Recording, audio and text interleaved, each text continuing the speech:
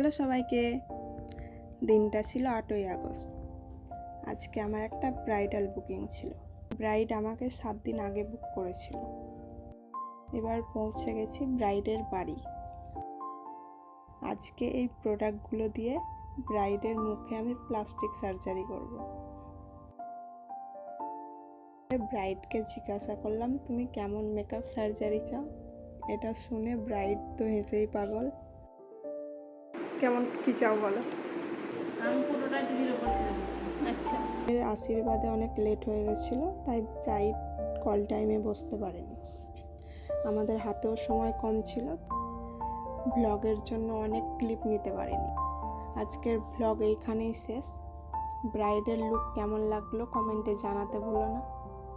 Details ডেসক্রিপশানে দেওয়া রইল। ভিডিও ভালো লাগলে লাইক, শেয়ার আর সাবস্ক্রাইব করে দিও। Thank you.